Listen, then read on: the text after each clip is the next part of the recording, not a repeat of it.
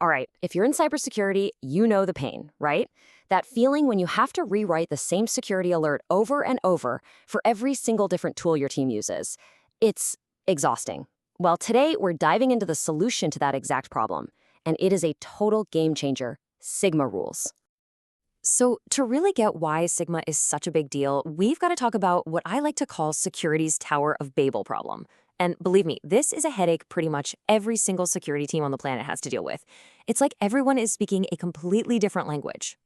And this right here, this captures the problem perfectly. On the left, you've got a query for Splunk. On the right, one for Elasticsearch. Now, they're both trying to do the exact same thing. They're looking for an attacker using the whoami command, which is a super common recon technique. But look at them. The syntax is totally different. You can't just copy and paste this. Imagine trying to share threat intel between teams or tools. It's just so inefficient. So what do you do when you have a communication problem like this? Simple, right? You create a universal language. And in the world of security detection, that universal language is Sigma.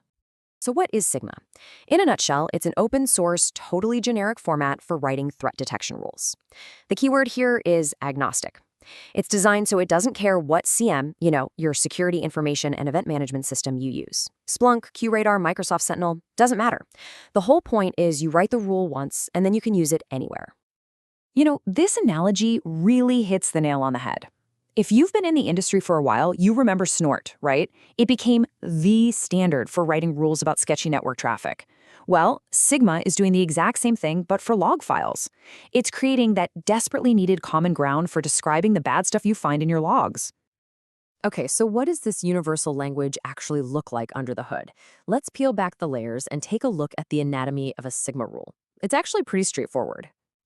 First things first, every single rule is written in something called YAML. If you haven't used it, don't worry. It's just a really simple text format. The great thing is it's super easy for us humans to read, but it's also easy for machines to understand. No complicated programming skills needed here. And every Sigma rule follows the same basic blueprint. It's broken down into these 4 key parts. First up, you have the metadata. This is just the basic info, the title, who wrote it, what it does. Then you've got the log source, which is super important. It tells you what kind of data you actually need, like Windows event logs, for example. Next is the detection block. Now, this is the real heart of the rule, the core logic where you spell out exactly what suspicious activity you're hunting for. And finally, you have the condition. This is the trigger. It basically says, hey, if you see this and this, then it's time to fire an alert. Okay, let's bring this back to our whoami.exe example from before. See how this works in practice? The rule is just beautifully simple. The log source, process creation, and the detection logic, even simpler. It just says, look for any process image that ends with whoami.exe. That's literally it. It's clean, it's easy to understand, and it's totally universal. All right, now we get to the really cool part. The magic trick, if you will. How on earth does this one simple little YAML file transform into a native query for Splunk, and for Elasticsearch, and for dozens of other platforms? This is where the genius of Sigma really shines. I mean, it's a fair question, isn't it? It sounds a little too good to be true. How can one single format possibly know how to speak all these different languages? What's the secret sauce? Well, here's the secret. The crucial thing to understand is that Sigma focuses on the logic, not the specific syntax. It doesn't care if your CM uses an equal sign or a colon or some weird keyword. It only cares about what you're asking for, not how you ask for it. It creates this brilliant layer of abstraction on top of everything. And this translation magic works because of a clever 3-part system. First, there's the structural schema. That's just the basic YAML file format we already talked about. Second, and this is the absolute key, is the semantic schema, or the taxonomy. Think of this as a standardized dictionary. For example, Sigma agrees that we'll always call the executable file path image, no matter what. Finally, you have the mapping configurations. These are the real Rosetta Stones. They're the dictionaries that translate that standard name, image, into whatever your specific tool calls it. And here's how that all flows together. Step 1, the input. Your Sigma rule uses that standard field name, like image.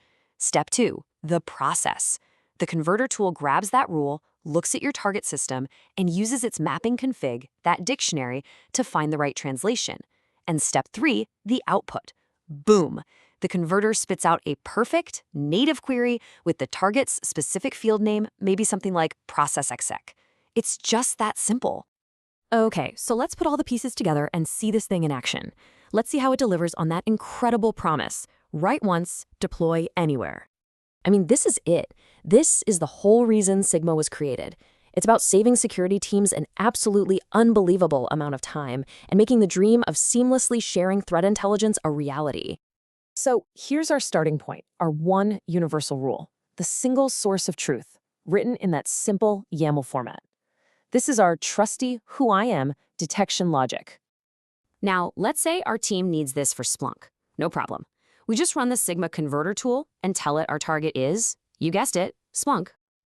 And bam, just like that, out comes a perfectly formatted Splunk query. It's ready to be dropped right into our system, zero manual translation required. But hold on, what about the other team? They use Elasticsearch. Is it a problem? Not at all. We run the exact same command, we just change the target. And there it is, the native query, perfectly formatted for Elasticsearch. Think about that. One source rule, two completely different outputs, and it took literally zero manual effort to translate. That is the power of having a universal standard. So let's just quickly wrap up what we've learned. First, Sigma completely demolishes that Tower of Babel problem by giving us one universal language for detection roles. Second, it's not just a format. It has this brilliant translation engine that can convert one rule into queries for all sorts of different tools. And the bottom line, this saves security teams a massive amount of time and makes sharing vital threat intelligence ridiculously easy. It's a huge win. And that really leaves you with a pretty big thought, doesn't it? Sigma has standardized how we share detection logic for logs. But just imagine, what if all of our collective security knowledge could be shared this easily, this frictionlessly? What other massive problems in our industry could we solve if we just had a common language?